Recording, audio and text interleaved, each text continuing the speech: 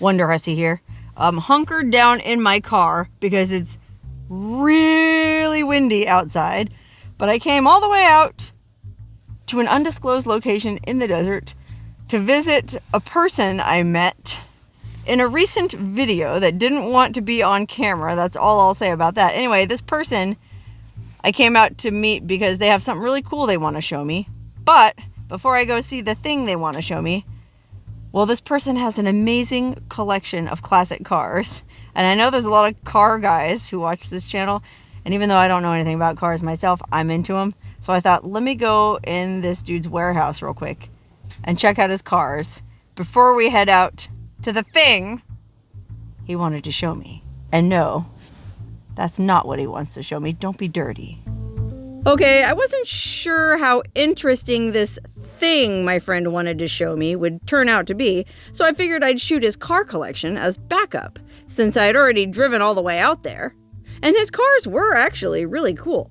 Everything from a 1914 station wagon and a 1947 Woody sedan, to 57 Fords and a Chevy, to a dune buggy, a 75 Trans Am, and a 1970s three-wheeled kit car, complete with a Darth Vader mask inset. So yeah, if I didn't have anything better going on, I probably could have shot an entire video in his warehouse.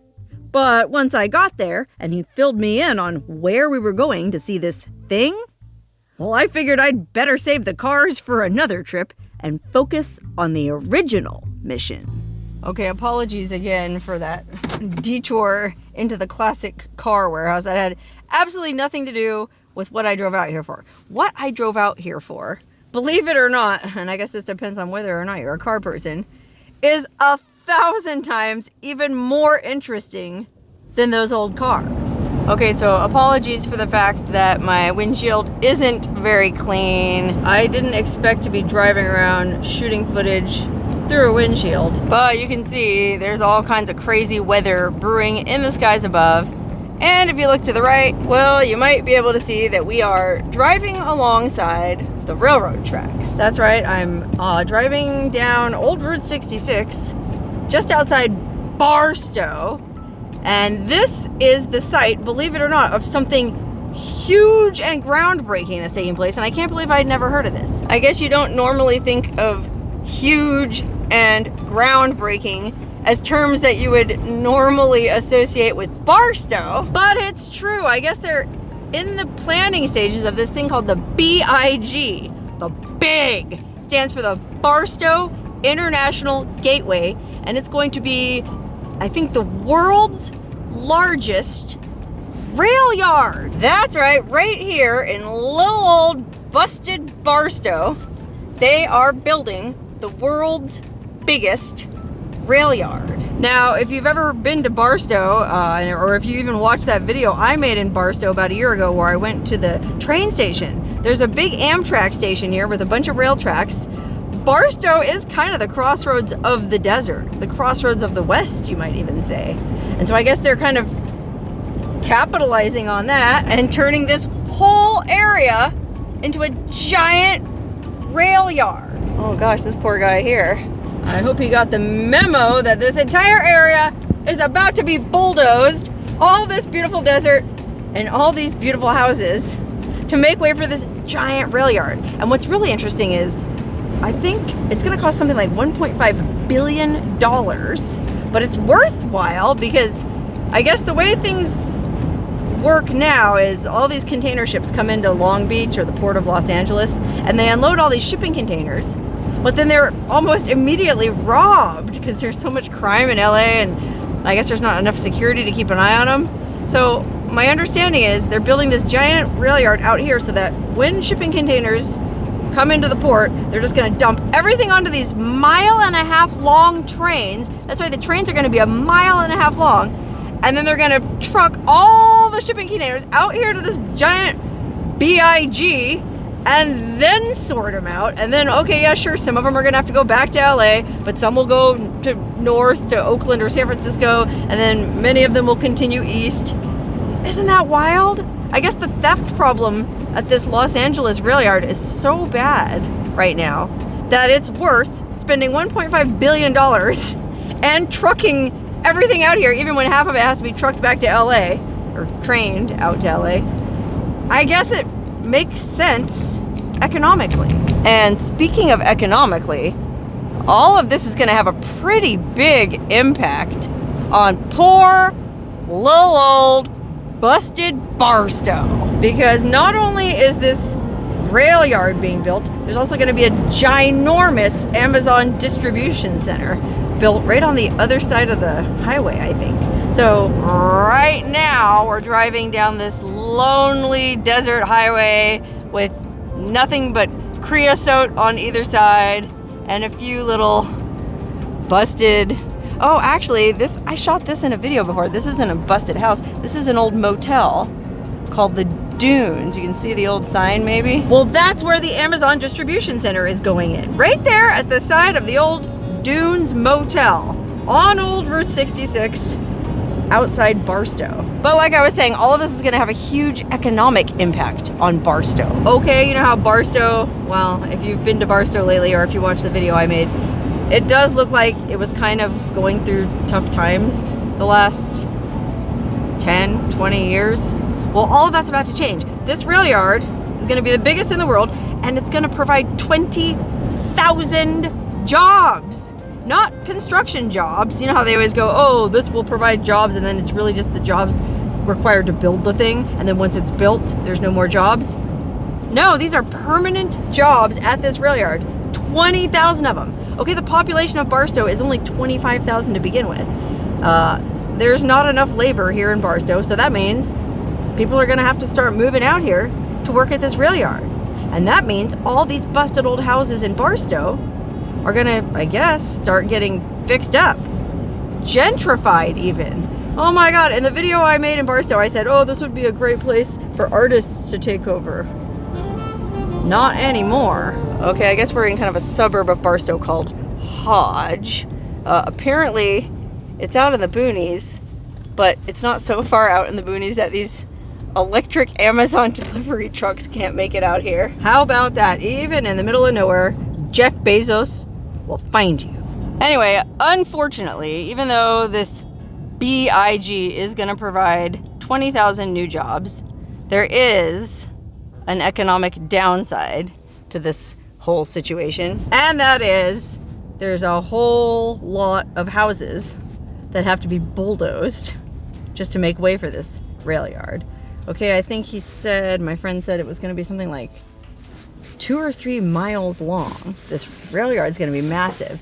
And there are, way out here in the little community of Hodge, there's a lot of houses out here that I guess, I don't know if that's eminent domain. Eminent domain is like when you live by a area where they want to expand the freeway and it's in the public interest that they expand the freeway onto where your house is. And so the government gives you a fair price for your house, and I guess usually it doesn't work out to be a fair price. But, you know, eminent domain, if it's for the public good, we can't just let some lone holdout, get in the way of process. Well, that's what's going on here. All these houses out here have to go. And so I'm following my friend through this area where they are in the process of bulldozing and demolishing all these houses, and some of them look like they probably aren't really too bad. I mean, the only thing wrong with some of these houses is they happen to be in the way of this giant Railyard. You know what I mean? Like, that doesn't even look like that old of a house. Especially when you consider that there's lots of folks living out there with no house at all. Okay, I want to park and peek inside some of the homes in this condemned neighborhood. Even though it's going to be super windy outside. Are you guys with me? Let's go check out these houses. Hold on. There goes the train. That's the reason all this stuff, all these houses are about to be bulldozed, is so that little feller there and all his buddies can hang out in the world's biggest switchyard. But look at this. This is a whole condemned neighborhood. All these houses are about to get knocked down for that guy there. Okay, so my friend is kind of taking me on a little tour out here to show me the lay of the land. He says as recently as 6 months ago, these homes were occupied. People were living here and raising families, I guess, up until 6 short months ago when I guess it's the Santa Fe Burlington Northern Railroad. What is it? BNSF? That rail company is building this rail yard. And so they're the ones, I guess, who paid these people, I hope, a fair amount to move out. And then apparently over here, this was like a development around a little man-made lake. So there was some kind of man-made lake and some kind of structures out here. Must have been a real nice community. So this was kind of like a golf course gated community type situation, only it was arranged around a lake instead of a golf course. Oh no, look, here's kids who grew up in this community and put their name in the cement. Oh, and their handprints, look at that. Rachel in 2009. Oh no, Rick and Karen were in love. Devin R. Thompson, age 11 in 2009. Wow, it looks like all the cement was laid in 2009. That's only what, 15 years ago. And they're already destroying the whole thing. I mean, talk about insanity. This was just 15 years ago, a beautiful lakeside community. And it looks like there was some kind of, I don't know, bandstand or clubhouse. There's bathrooms. And all the kids came out and put their name in the cement. And now it's all gonna be covered in railroad tracks, I guess. Oh my God, look, some kid's old skateboard weathered by the desert sun. Look at that. Oh my gosh, just sitting here. Isn't that super duper evocative? It's like I can almost hear his mom's voice if I squint on a full moon. Kyle, you get back in here before dark. Oh man, the wheels are gummed shut. Ah, it's so windy. Let's go inside one of these condemned houses to get out of the wind. Oh my gosh, look at this thing. Like I said, it's not that old of a house. These houses were probably built around 09. I mean, what? I don't know what that is. Hey, what is wrong with this world when these almost new homes are being demolished? I guess they already came in and started the demolition process, but I don't know why they would just come in here willy-nilly and rip the ceilings down and knock holes in the wall. Maybe that is the handiwork of Kyle. You know, Kyle loves to punch holes in the drywall. But look at the house paint. It's still so nice and shiny. I mean, you can tell this isn't that old of a house, but there are some personal effects laying on the floor, like someone's old underwear. Ugh. Good thing I wore my boots. Oh, dang, look in the bathroom. Yikes. Toilet took a tumble. Bottle of Tide just laying out there. The shower is just completely destroyed. Oh, yep. Kyle lived here for sure because there's his vans. There's the box his vans came in. I mean, if you know Kyle as well as I do, you know he never goes anywhere without his vans. How do you think he rode that skateboard? Rode that skateboard? You know, in between punching holes in the drywall, he liked to do a little skateboarding. What is this? Oh my God. It's like someone's old Christmas stocking. Wow, this is so depressing, but kind of in a good way. Okay, and the best news of all is that was only the first house. There's like 3 more houses we can go look in. Okay, so this is the front of Kyle's house that we just came out of, and I noticed something really interesting right across the way. I mean, I don't know if this looks like it was just a garden, you know, shaded garden. His mom probably had a real nice tomato garden out there, but then look there's Kyle's tree house. This is an amazing, really big tree house that Kyle's dad or somebody built for him up there. That's probably where he would hang out and smoke dope. You know, this was probably a really, really cool place to be a kid.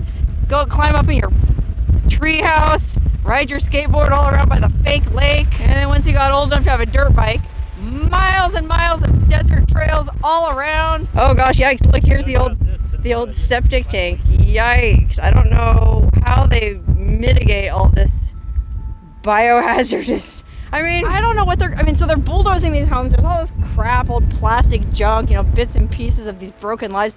What are they gonna do, just bulldoze it all into a giant pit on top of this septic tank and then pave over it with railroad tracks? Well, I guess. Okay, here's another house. This is the people who lived across the street from Kyle. And this is cool because this has kind of a Santa Fe vibe to it, right? Doesn't that look very Taos, Santa Fe kind of Adobe style? Let's see if the aesthetic carries into the interior. Whoa, golly. Okay, this looks like it's an older house because look, it's got wood floors. And then, oh, this was the kitchen, I guess. Zoom out. There's the old kitchen cabinets. Oh man, there's still like Tupperware still in there. Oh dear, let alone Tupperware, there's still a bag of flour. Best ever banana bread. Wow, so I don't know what year this house would have been built in, but maybe more like the 70s, I guess. I mean, this linoleum here looks a little, I don't know, 80s maybe. God, it's hard to say because everything is just covered in layers of filth. Oh, somebody had a box of Valentine's candy. Boy, talk about evocative. Really sad. But you know what? This was probably a really nice living room. Look at that nice fake stone wall. Man, this is so sad. Oh, razors. Oh, this bedroom has some more interesting things on the floor. This might tell us a little bit about who lived in this house. Who was Kyle's across the street neighbors? Oh, looks like they were religious Christian folk. I love you so much, Grandma, from Sierra. So it was someone named Sierra that lived here. Oh gosh, look. The world, the flesh, and the devil. Boy, howdy, that sounds like fun. I mean, certainly more fun than Larry, Curly, and Mo. Oh god, it's all like stuck together. Jeez. Anyway, there's a bunch of crazy crap all over the floor in here that I guess belonged to little Sierra and her family.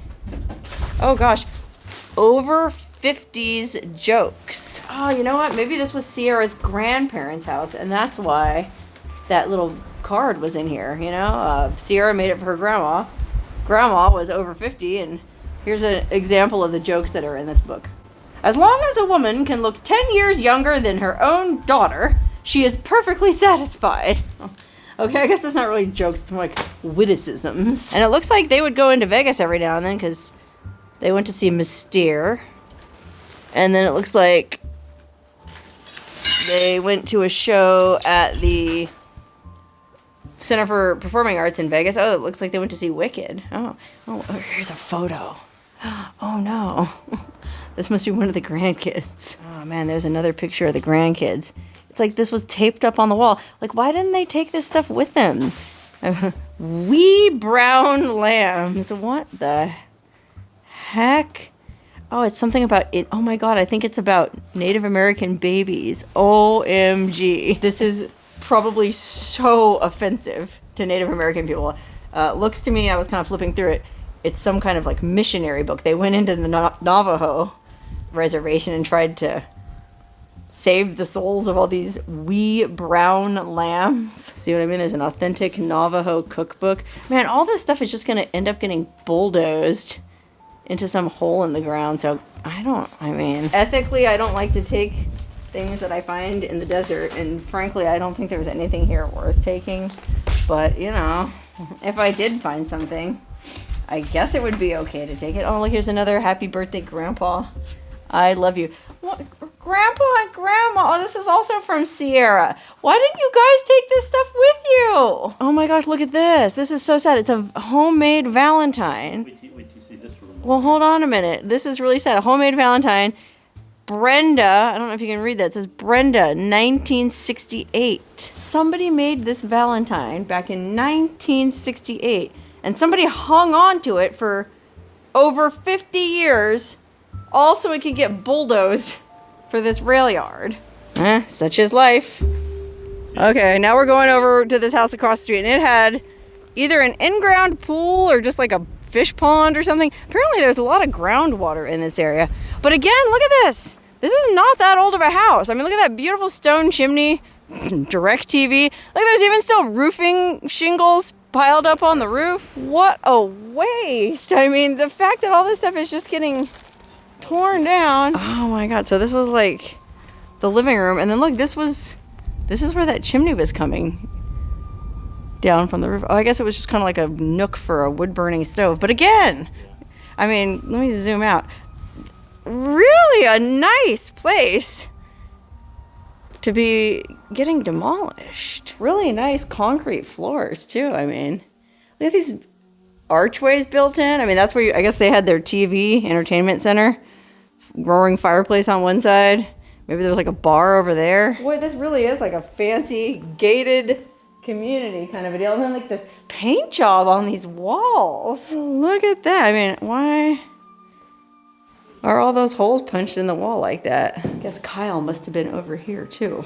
Oh man, so this must have been a bathroom because there's really nice tile on the wall. Going up high, really high ceiling. Big shower in this bathroom. Boy, this really was a fancy house. I wonder what the guy who lived in this house did for work. I mean, maybe he worked for the railroad, you know? Maybe he didn't mind giving up his old house to build this Railyard because he knew they were going to give him money and he was going to go build something even fancier. You know, maybe he got a promotion. He's going to be the boss of the new BIG. Notorious BIG. Uh-oh. Washing machine sitting right in the middle of... Oh, I guess this is another living room because look, there's an even better fireplace in here. Boy, I'll be a monkey's uncle. I have never seen anything like this. Big house too. I mean, you can see, so that was where the fireplace and I guess there was like a TV hanging above the fireplace there. But look at that. That was the kitchen. It opened up into the living room. There was a big bar there. Gosh, I don't know how it works with these condemned neighborhoods. Like, I mean, I guess they have like scavengers or something come through and get all that furniture out that they can go resell. And then, what? Like they're just going to come with a bulldozer and start knocking them over? Oh, that'd be interesting to watch and it'd be a lot of fun to actually do. Man, look at how much insulation is piled up in this house. But, I mean, I don't know. Use your imagination. You can see this was a pretty nice house. Let's go in the kitchen. I'm curious if there's anything left in this. Really nice. I mean, look how big this kitchen was. And again, you know, looked right out into the living room. Really interesting paint scheme in here. They weren't afraid to use color. I like that. Uh-oh. There's a built-in pantry. And there's not much left in the pantry other than a big old jar of Crisco. Yikes. Squeal like a pig. Okay, let's go in the back of the house. I think there's a couple more bedrooms back here. Okay, here's... I guess this was a bedroom. Oh, look, there's a little mushroom painted on the wall. Whoever's bedroom this was liked mushrooms. I guess I might have gotten along well with the person who lived in here. This looks like it was a pretty fancy bedroom because I feel like that was a bathroom, like an ensuite bathroom. So some spoiled little rich girl who liked mushrooms. And this was her walk-in closet, I guess. Right? Yeah. Wow, a kid with her own bathroom and her own walk-in closet sitting in here drawing mushrooms on the wall. Maybe she was going out with Kyle. You know, they would go out, climb up in Kyle's treehouse and take mushrooms together. Okay, let's see across the hall. Oh, it's another big bedroom that had, well, it had a walk-in closet and it had its own bathroom too. Look at that. These are really nice house. Every bedroom has its own bathroom. David, her neighbor called and you need to call him back to discuss your MRI. Oh, I guess Dr. Mayer called. Yikes, I hope his MRI came out okay. Anyway, let's go out the back door and see what's going on over here at this neighbor's house. Okay, my friend says this house that we're about to go in is the big dog, the big enchilada, the fanciest house in the whole neighborhood. Now, these people here probably thought they were pretty fancy, but they were nothing compared to this. Now, my friend that I'm with actually has some inside information about what actually happened here. And according to him, just like I thought, the railroad came in and offered everybody in this neighborhood money to leave. And I guess most people were happy to accept it. But these houses that we're poking through now, these were the last holdouts that didn't want to leave, you know? Say the railroad offered them $500,000 and no, we want $1 million. You know how there's always those greedy people? Or maybe they're not greedy. Maybe they just really like living here and that's what they felt it was worth. Well, eventually, unfortunately, the railroad always wins. And so, obviously, all these people finally got chased out. And so the theory as to why that one house, Sierra's grandparents' house, still had the Valentine's cards and everything in it, they were like the last holdouts. And when they were finally forced out, they had to get out fast.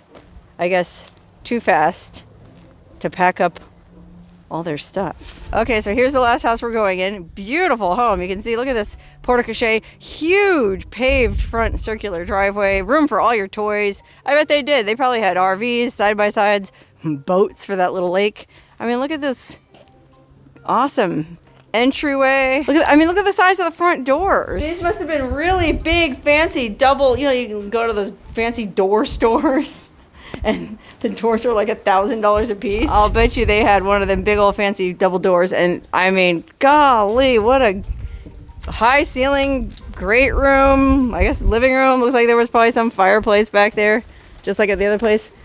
Okay, there's really not much left in this one. It's been stripped. Drywall's been knocked down. Floor is blanketed with pink insulation. But what's really interesting about this place is the backyard. Golly, look, it's even marble flooring. My friend just pointed out.